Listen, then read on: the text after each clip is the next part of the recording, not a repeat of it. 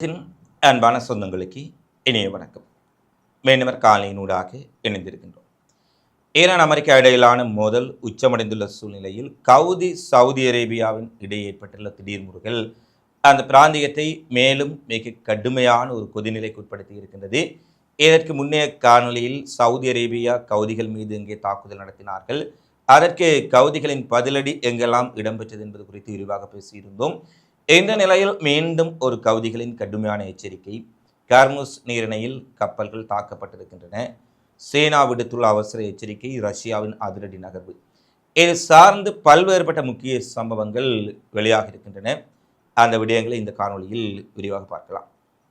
Houthi படை சனா விமான நிலையத்தின் மீது சவுதி அரேபியா நடத்திய தாக்குதலுக்கு உடனடி பதிலடியாக சவுதி அரேபியாவின் 2 விமான நிலையங்களை குறிவைத்து பாரிய அளவிலான ஏவுகணை ட்ரோன் தாக்குதலை நடத்தியிருந்தார்கள். இந்த தாக்குதலில் சவுதி அரேபியா பாரிய சேதத்தை சந்தித்தார்கள் என்ற செய்திகளையும் வெளிப்படுத்தி இருந்தோம். என்னதான் சவுதி அரேபியாவும் அங்கிருக்கும் அமெரிக்க படைகளும் இந்த சேதங்கள் குறித்து செய்திகளை உருமறைப்பு செய்தாலும் கூட அங்கே இருக்கும் உள்ளூர் ஊடகங்கள் மூலம் செய்திகள் வெளியே வந்து விடுகின்றது. இந்த நிலையில் கவுதி படை மீண்டும் ஒரு எச்சரிக்கை இன்று மாலை விடுத்திருக்கின்றார்கள். சவுதி அரேபியா எங்கள் விமான நிலையத்தை தாக்கியமைக்கு பதிலடியாக அவர்களின் விமான நிலையங்களை நாங்கள் தாக்கி இருக்கின்றோம். இதற்கு மேல் இந்த தாக்குதலுக்கு மேலதிகமான தாக்குதலை சவுதி அரேபியா கவுதி கட்டுப்பாட்டு ஏமனுக்குள் நடத்தினால் சவுதி அரேபியாவின் விமான நிலையங்கள் மட்டுமல்ல, ஒட்டுமொத்த எண்ணெய் கிணறுகள், எண்ணெய் சேமிப்பு தளங்கள் என எரிசக்தி எரிவாயு உட்கட்டுமானங்களை குறிவைத்து மிக மோசமான தாக்குதலை நடத்துவோம் என்று நேரடியான ஒரு எச்சரிக்கையை தற்போது சவுதி அரேபியாவுக்கு விடுத்திருக்கின்றார்கள். ஏற்கனவே இந்த அரம்கோ எண்ணெய் சுத்திகரிப்பு ஆலை மீது சவுதி அரேபியாவில் கவுதிகள் நடத்திய தாக்குதல் உலகம் முழுவதும் இதற்கு முன்பு அதிர்ச்சி ஏற்படுத்தியது. எனவே அதுபோன்ற தாக்குதல்கள் மீண்டும் நடத்தப்பட வேண்டுமா என்ற கேள்விகளை சவுதி அரேபியாவை நோக்கி எழுப்பியிருக்கின்றார்கள். அதே போல உங்கள் நாட்டில் இருக்கக்கூடிய அனைத்து விமான நிலையங்களையும் மூடிவிடுங்கள், அல்லாவிட்டால் விமான நிலையங்கள் மீதும் தாக்குதல் நடத்துவோம் என்ற ஒரு எச்சரிக்கை சவுதி அரேபியா மேற்கொண்டு ஏற்கனவே நடத்திய தாக்குதல்களுக்கு மேலதிகமாக ஏதாவது தாக்குதல்களை கவுதி படைகள் மீது நடத்தினால் மிக மோசமான சம்பவங்களை அவர்களுக்கு கொடுப்பதற்கு காத்திருக்கின்றோம் என்பதுதான் கவுதிகளுடைய எச்சரிக்கையாக இருக்கின்றது. அடுத்து சவுதி அரேபியா மீது கவுதிகள் நடத்திய தாக்குதலின் பின்னர் அங்கிருக்கும் மக்கள் ஆயிரக்கணக்கானவர்கள் ஒன்று திரண்டு தெருக்களில் பட்டாசுகளை கொளுத்தி சவுதி அரேபியா மீதான தாக்குதலுக்கு தங்களுடைய மகிழ்ச்சியை வெளிப்படுத்தி இருக்கின்றார்கள். பாருங்கள், போர் நடைபெற்று கொண்டிருக்கின்றது. மிக மோசமான ஒரு அச்சமான சூழ்நிலை.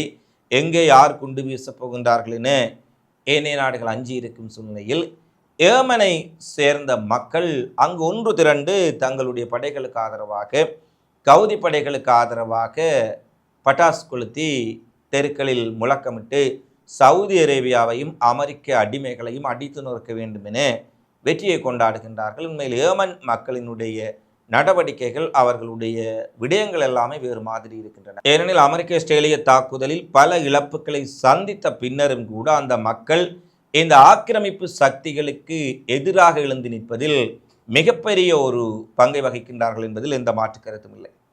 அடுத்து இன்று கார்முஸ் நீரிணையில் அமெரிக்க இராணுவத்தின் கப்பல்களின் பாதுகாப்புடன் ஓமான் மற்றும் அபுதாபி கடல் பகுதிகளில் சென்ற அமெரிக்க நட்பு நாடுகளின் கப்பல்கள் மீது IRGC குரூஸ் ஏவுகணைகளை பயன்படுத்தி கடுமையான தாக்குதல்களை நடத்தி இருக்கின்றார்கள்.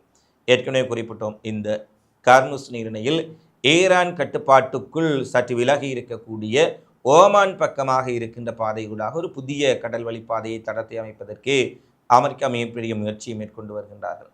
ஆனால் அவ்வாறு செல்லும் கப்பல்கள் தொடர்ச்சியாக தாக்கப்படும் சூழ்நிலையில் இன்றைய தினம் அமெரிக்க இராணுவத்தினுடைய போர்க்கப்பல்களின் துணையுடன் சில டேங்கர்கள் சென்றிருக்கின்றன. ஆனால் அமெரிக்க இராணுவ கப்பல்களின் பாதுகாப்பை மீறி IRGCயினுடைய தாக்குதலுக்கு ஓமன் கடற்கரைக்கு அருகாமையில் கப்பல்கள் உள்ளாகி இருக்கின்றன.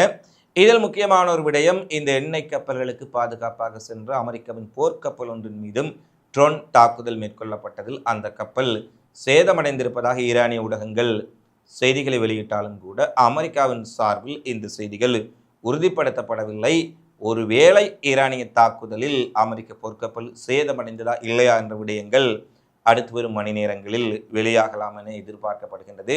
ஏனெனில் எண்ணெய் கப்பல்கள் தாக்கப்பட்ட நிலையில் அதற்கு பாதுகாப்புக்காக சென்ற போர்க்கப்பல்களும் தாக்கப்பட்டுள்ளதா என்பதுதான் மிகப்பெரிய கேள்வியாக இருக்கின்றது.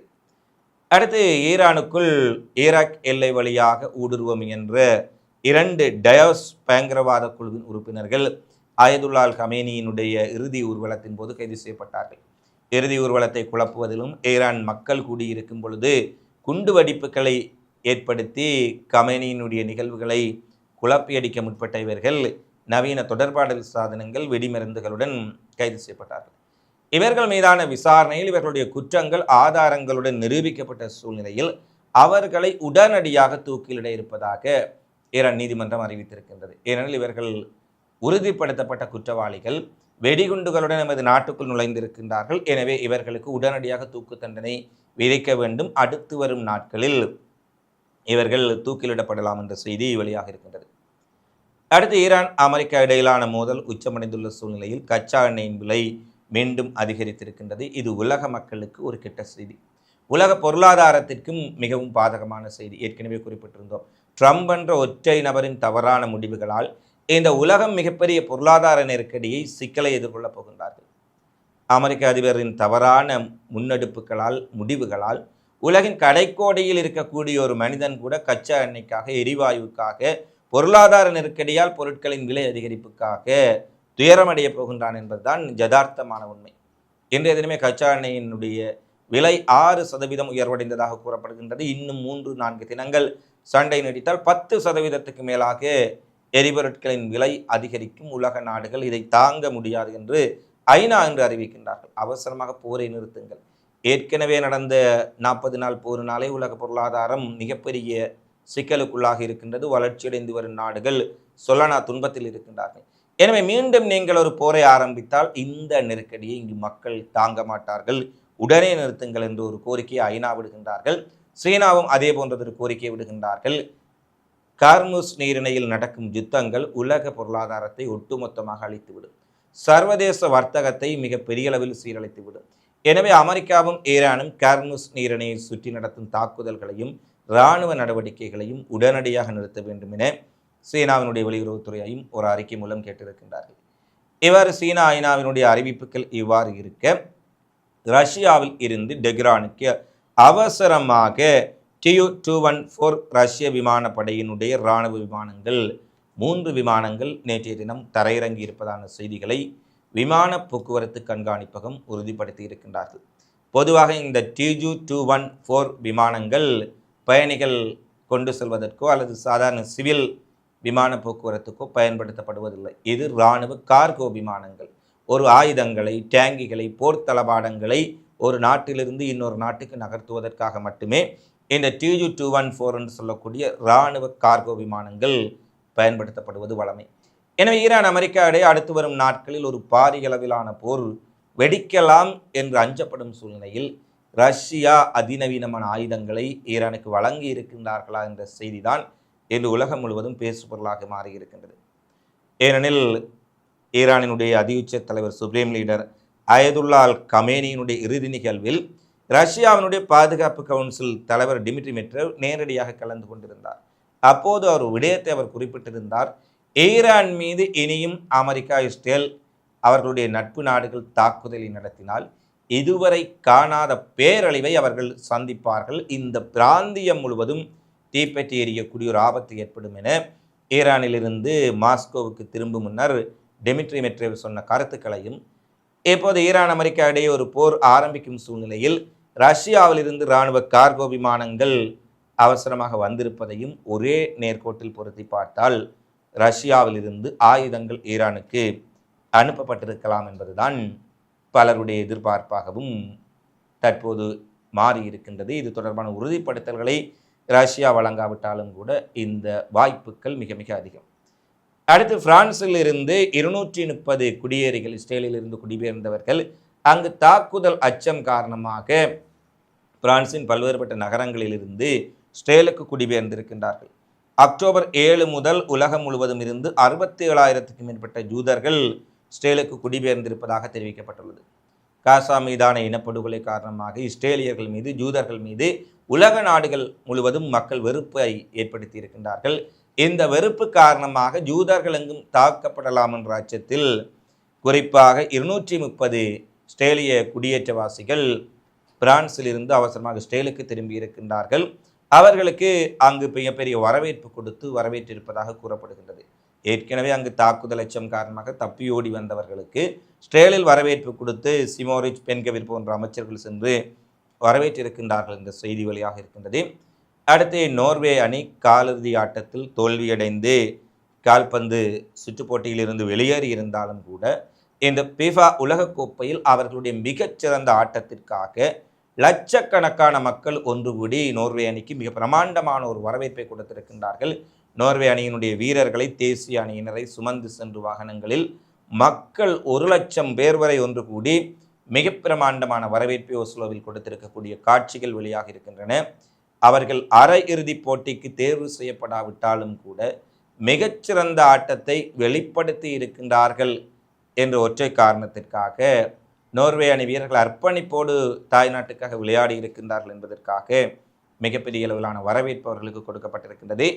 ஃபீஃபா உலகக்கோப்பை கால்பந்து போட்டியின் முதலாவது அரை இறுதி ஆட்டம் இன்றைய தினம் இந்திய இலங்கை நேரப்படி இரவு 12:30 மணியளவில் ஆரம்பமாக இருக்கின்றது. முதல் அரையிறுதி ஆட்டத்தில் பிரான்ஸ் அணியுடன் ஸ்பெயின் அணி மோதுகின்றார்கள் என்ற செய்தி வெளியாக இருக்கின்றது.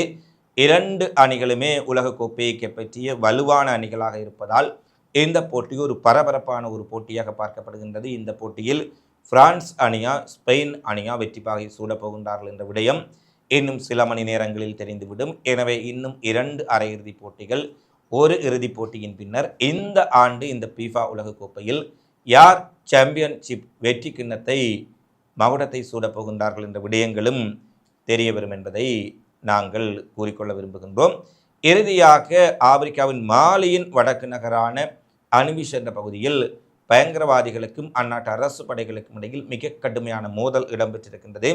அரசு பகுதிக்குள் ஊடுருவம் என்ற பயங்கரவாதிகள் மீது இராணுவம் மிக கடுமையான தாக்குதலை நடத்தியதில் 30 இராணுவ வீரர்களும் 60க்கும் மேற்பட்ட பயங்கரவாதிகளும் மாலியில் கொல்லப்பட்டிருப்பதாக மாலியினுடைய பாதுகாப்பு அமைச்சகம் தெரிவித்திருக்கின்றது.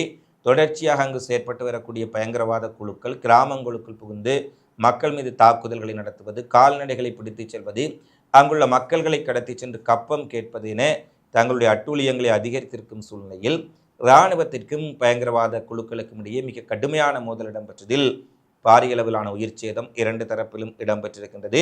குறிப்பாக பயங்கரவாதிகளின் கட்டுப்பாட்டில் இருந்த மிக முக்கியமான நகரத்தை மாலி இராணுவம் மீட்டிருக்கின்றார்கள் என்ற செய்தியையும் அவர்கள் வெளியிட்டிருக்கின்றார்கள். இவைதான் தற்போது வெளியான மிக முக்கியமான செய்திகளாக, நிகழ்வுகளாக உலகரங்கில் பதிவாக இருக்கின்றன. தொடர்ச்சியாக உலகெங்கில் நடைபெறும் செய்திகளை உடனுக்குடன் தெரிந்து கொள்ள அகிலம் சேனலை சப்ஸ்கிரைப் செய்து கொள்ளுங்கள்.